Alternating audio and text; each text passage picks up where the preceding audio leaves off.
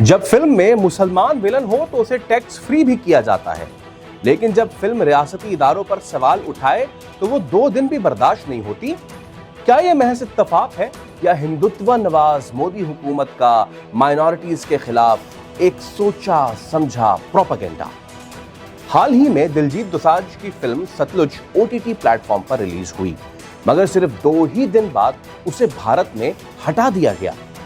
सवाल ये नहीं है कि आखिर इस फिल्म में ऐसा था क्या, सवाल ये है कि मोदी हुकूमत किन फिल्म्स की दिल खोलकर हिमायत कर रही है और किन फिल्म्स का रास्ता रोक रही है। आज हम बात कर रहे हैं 1992 से लेकर 1995 तक भारतीय पंजाब में सिखों पर मजालिम की। लेकिन इस पे बात करने से पहले आइए देखते हैं कि मोदी हुकूमत ने हाल ही में कौन सी प्रोपेगेंडा फिल्म्स को दिल खोल के सपोर्ट किया है। 2022 में फिल्म कश्मीर फाइल्स रिलीज होती है।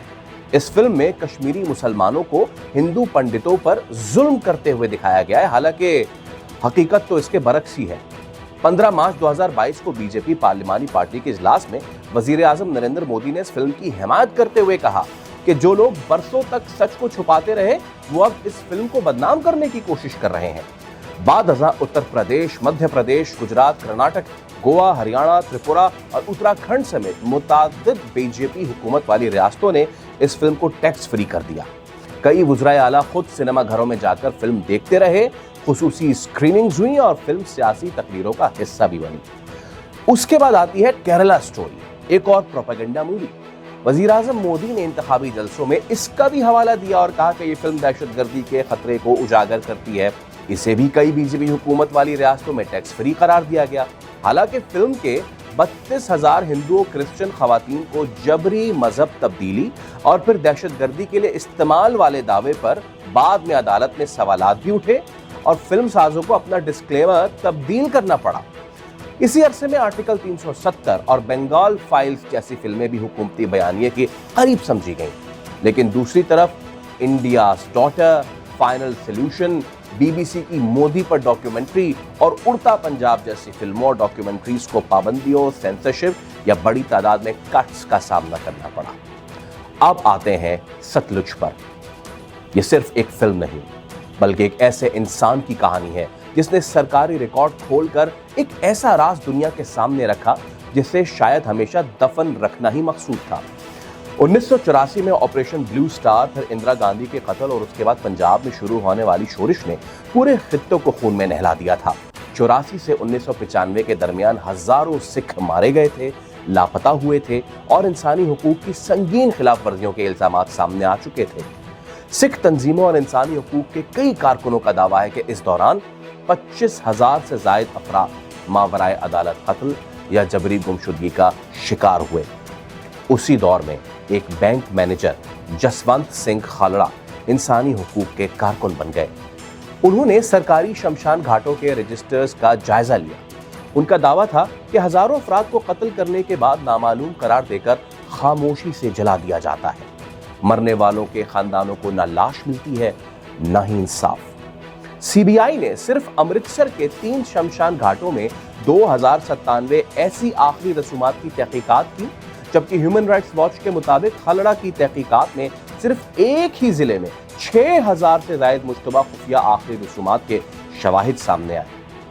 खालड़ा की टीम का अंदाजा था कि अगर पूरे पंजाब की तहकीकात की जाए तो ऐसी लाशों की तादाद कम अज कम 25,000 तक पहुंच सकती है। जिस वेले जसवंत सिंह खालड़ा इत्थे इंग्लैंड विच आए, उन्होंने सिखां नूं दस्सिया कि इस तरीके दे नाल उन्हां दे बच्चियां नूं शमशान घाटां दे विच दबाया गया, उन्हां नूं साड़िया गया, लेकिन उन्हां दे अननोन लिख के कीता गया।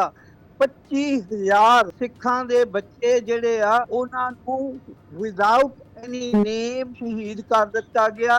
जबकि सिख इंसानी हुकूक की मुतादिद तंजीमें ये दावा करती हैं कि असल तादाद तो इससे भी ज्यादा थी। बाज़ तंजीमें उसे 50,000 या इससे भी ज्यादा करार देती हैं। लेकिन मरने वाले सिर्फ मुबैना दहशतगर्द या अलहदगी पसंद नहीं थे। इस फिल्म में भारतीय पुलिस का भी ऐसा किरदार दिखाया गया है जिसे छुपाना भारतीय सरकार के लिए वबाले जान बन गया है। इल्जाम यह है कि भारतीय पुलिस पहले मासूम सिखों को कत्ल करती, फिर उनके माँ बाप या लवाहिकीन से मिलवाने का झांसा देकर उनकी जमा पूंजी लूटती और फिर लवाहिकीन को भी अलहदगी पसंद करार देकर कत्ल करके सतलुज में बहा देती।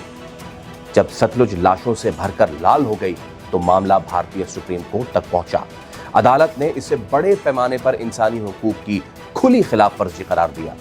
कहानी यहां खत्म नहीं हुई।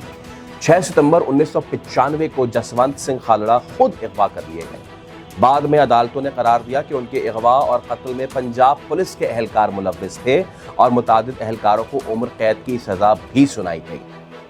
जसवंत सिंह खालड़ा की लाश आज तक नहीं मिली और उसी शख्स की जिंदगी पर बनने वाली फिल्म सतलुज भी अब भारत में ढूंढने से नहीं मिल रही है।